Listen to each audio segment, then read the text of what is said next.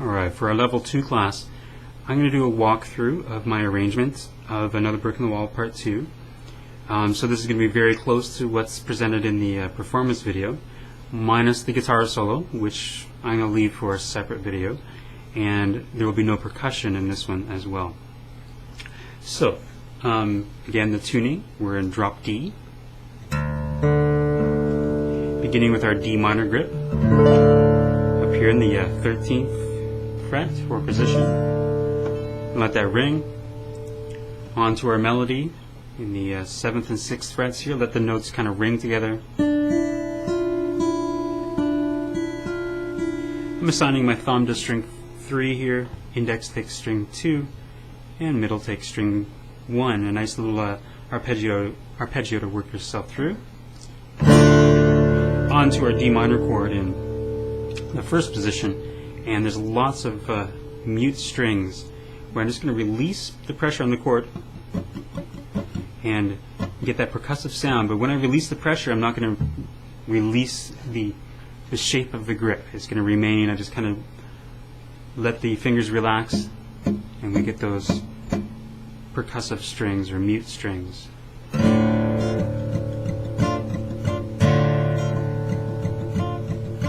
So I presented this rhythm in the first level where we just played the chord stabs themselves. Now in between, I've got, with my index finger, I'm strumming upwards and downwards, getting those percussive notes, or mute notes I should say. Begin with the strum of the chord, with the down strum, up with the finger,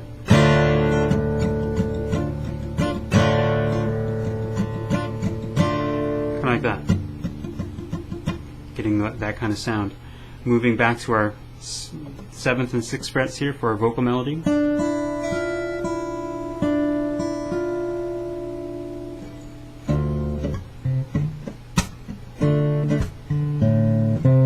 We come in, we add two things here. We've got our chord still, kind of played like that. We've got our bass line.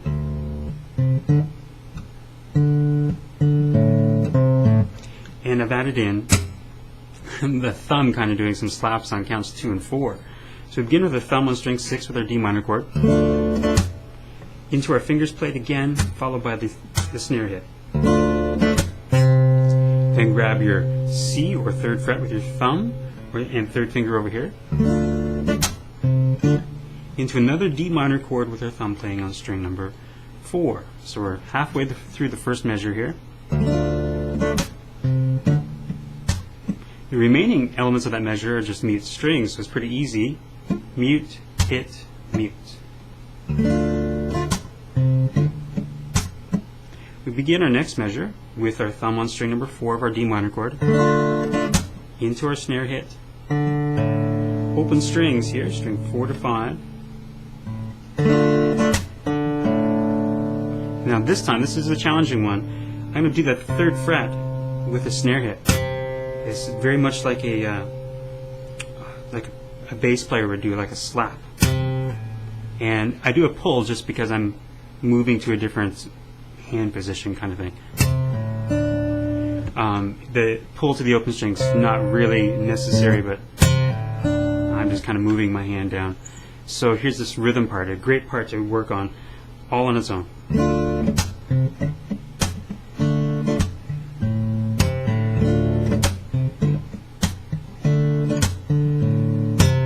Just like that. From there, what we're going to do is we're going to take those vocal melodies and we're going to play those along with the bass line and some percussive hits on 2 and 4 with our thumb. It's fairly challenging. I must confess, this is probably one of the most challenging arrangements I've done, aside from Beethoven's Fifth Symphony.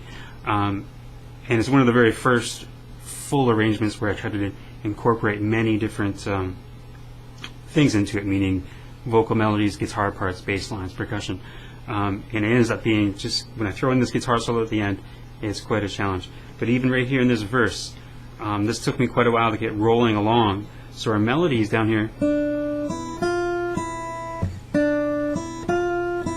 way up on strings 2 and 1 there. 3rd fret open to the 6th fret. Back to the open. And we're going to still hear this.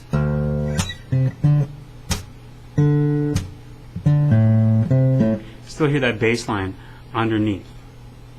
So how this works is we're going to pinch the vocal melody here on string number 2 with our bass line. And one of the most challenging things here is there's a vocal melody played right on string number 2 where I'm going to play that note and try to get the snare hit as well. So I'm going to recommend we set our thumb on string 6, play that note. So that's the first string open.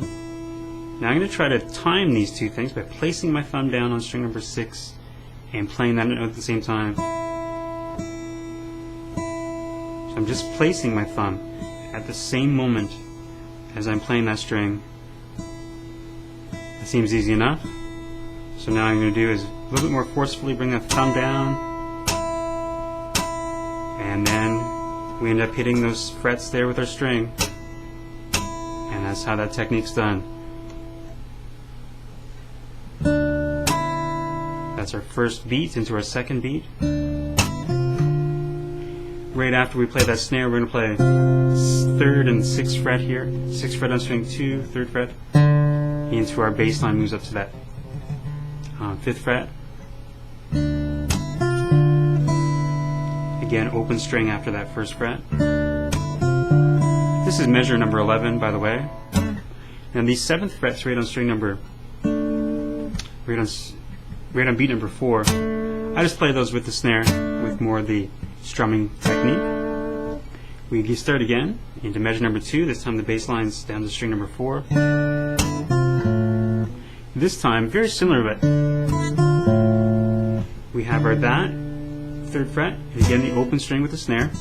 Come into the 6th fret again, but this time play a 5, open string.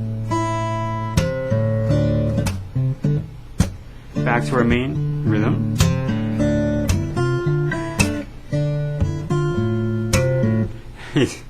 Those measures right there took me forever.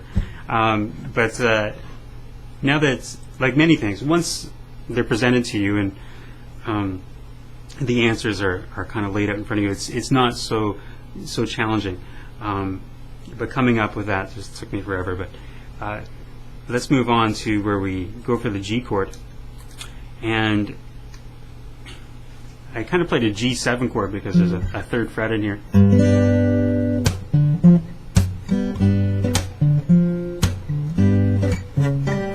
Now this is a little different with that G7 chord. I'm not sure why I chose to give you the 7th in there, but anyway. So we got the bass and then our fingers playing the upper voicings of the G chord. But because of, again, remember our tuning, we need to play the 5th fret for this G. So we play our thumb, fingers, snare hit, and then 5 to 3.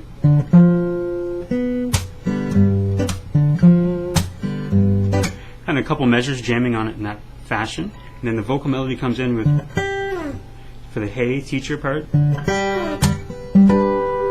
I slide down from the 8th fret, 2nd string, teacher with the 10th and harmonics in the 12th fret. Here we've got our melody, and I grab the G in the bass. Back to our bass line with our chord, and I steal the guitar riff there. So there was the guitar riff, but I chose to play it a little differently because I wanted bass lines, right? So we have our chord into our D minor, jump up, use your one finger to grab those 10th frets, just playing with my 3 fingers over here. So that's our 10th to the 8s and 9s, kind of like a small C here. Bass lines way up to string number 4 with our melody. So our 10th fret, snare hit, the C chord, open A to this G chord, which looks like a D grip up here, and bar across the 5th fret. Do one of those slaps on the 5th fret. getting us now into our chorus, which doesn't really have too much of the vocal melody here. I just kind of jammed on the chords. The chords being F and C.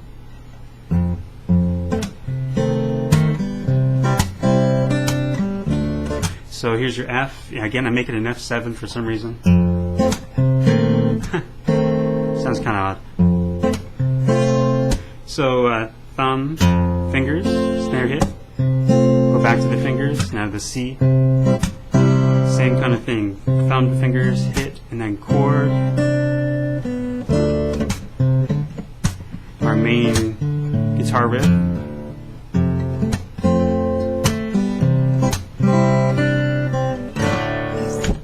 Okay, and that concludes our level 2 class. From that point there, I cycle back through the entire song structure, and I play the very first part of the verse with percussion and some hammer-ons up here. I'm going to save that for the level 3 class that you can see below. Thanks.